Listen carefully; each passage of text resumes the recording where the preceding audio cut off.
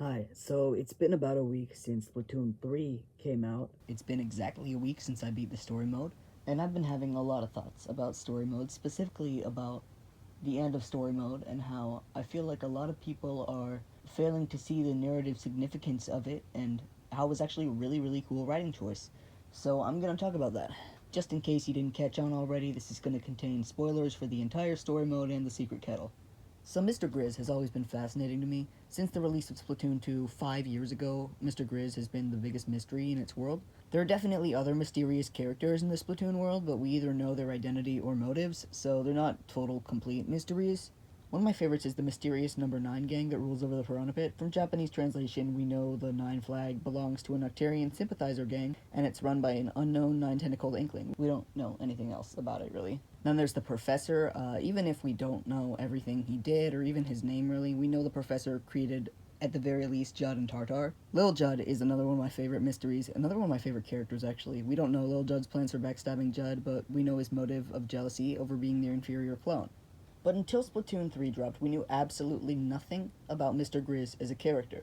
The only concrete things we knew back then about Mr. Grizz is that he ran Salmon Run, he probably needed the golden eggs for something, and he was a dishonest boss. We also never saw Mr. Grizz. He speaks from a radio concealed inside of the bear statue. The one thing we really knew about him personality-wise is that he was characterized as ambivalent towards the lives of his workers and towards the lives of the Salmonids. He views both as replaceable and only really cares about golden eggs and their mysterious usage.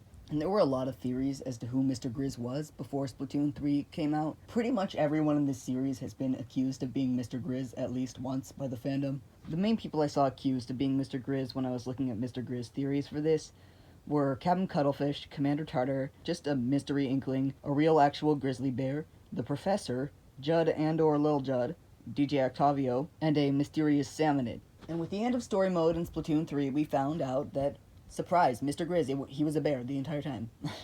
A lot of people were really disappointed by this reveal at first, me included, honestly. I thought he was Lil Judd. It felt predictable and didn't really make any sense within the established lore of all mammals being dead. And then I saw him fucking melt, so let's talk about that. So here's a quick recap of Mr. Grizz's backstory. A lot of this I'm getting from in-game hints or the log you get from beating the secret kettle, which, side note, fuck the secret kettle, dude. Anyways, so the Arc Polaris was a satellite that was created by humanity near the end of their downfall, and its goal basically was to act as an ark and bring a bunch of animals and people up into space to find a new suitable home. All of the species on it were placed into cryosleep, and it eventually ran out of fuel and drifted aimlessly for 10,000 years before crashing back down on Earth in Salmonid territory. In the secret kettle log, it's revealed that Mr. Grizz was fully conscious during his 10,000 years of cryosleep, and it's likely that this is when he developed his human-like intelligence. The Splatoon 2 Ruins of Arc Polaris map contains evidence of Mr. Grizz's presence on the Ark as well as his survival post-crash. There's signs warning about it being an active bear area that are written in English, so we know that those are from the age of humanity. And there's also paw prints in the mud that couldn't have possibly lasted 10,000 years, so there's your evidence of Grizz getting out of the Ark. Pretty quickly, Mr. Grizz noticed the lack of mammals and began to search for them, eventually discovering Alterna. He carried a few golden eggs from the Ark ruins with him, likely as a food source. At Alterna, he discovered the liquid crystals, which we know also created the Inklings and Octolings and all the other sea animals that are now on the surface, and figured out that if combined with his own fur and the energy from the golden eggs, a fuzzy ooze would be created. Essentially, Mr. Grizz unsuccessfully reverse-engineered cloning from an old cloning facility. Shortly before Splatoon 2, he founded GrizzCo to maintain a steady supply of golden eggs. It's likely that Mr. Grizz had a man on the inside in the founding of GrizzCo because he himself has never actually been to Inkopolis or Splatsville. The use of his own body in these experiments also changed Mr. Grizz physically, and this is where I think his character gets really interesting. I don't think Mr. Grizz really counts as a bear anymore. So first of all, we get to see Mr. Grizz's human-era form in the secret kettle log, and his current form looks really different. When you hit him during the boss fight, his body dents in a way that implies it doesn't have any internal support structure like bones or muscles. He can either breathe in space, which cephalopods can't do because your character has to wear a space helmet, or doesn't need to breathe at all. During his boss fight, he can fully submerge in and travel through ooze. The animation for this is pretty much the same as it is for Inklings and Octolings. He also likely gained immortality from this, as he's no longer really alive, in that he doesn't have the insides needed to live and die anymore.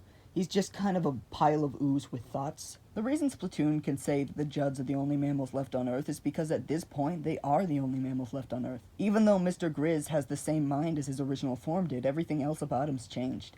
He's not a mammal anymore, he's a walking blob of liquid meat and fur molded into the vague approximation of a mammal. You can pretty easily see the physical differences present between Mr. Grizz and the Judds. The Judds clearly retain a full skeletal system, they can't change form, they have very visible breathing, and they can't produce any form of ink. Mr. Grizz, on the other hand, changes form, he appears to have a hollow body. His breathing is visible, but very slow. It could also easily just be ooze pulsating. And most importantly, he produces ink. Whether or not it's really ink is besides the point. The ship of Theseus is a thought experiment that poses a simple question. If you take a ship and slowly replace every single board until none of the original ship remains, is it still the same ship? I think Mr. Grizz is just like the ship of Theseus.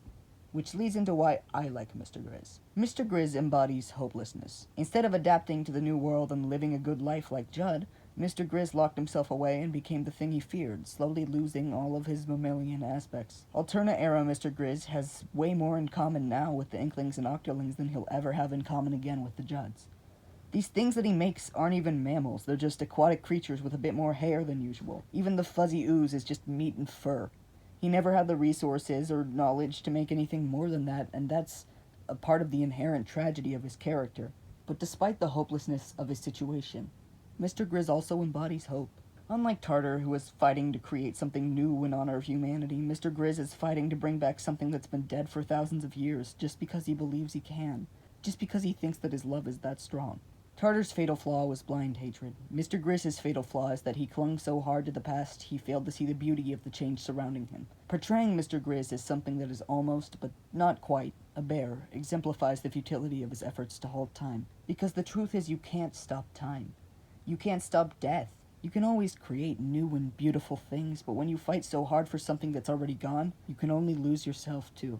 There's a line I think about a lot. It's from Hades Town, specifically Epic 3. He's grown so afraid that he'll lose what he owns, but he doesn't know that what he's defending is already gone. I think that's Mr. Grizz, you know? And what better exemplifies fighting for something that's already gone than being already gone yourself? Anyway, tune in next week for me trying to prove that Lil Judd is running Grizzco now and will be the DLC's main villain, because I actually have a lot of evidence. Also, please subscribe, I'm begging you.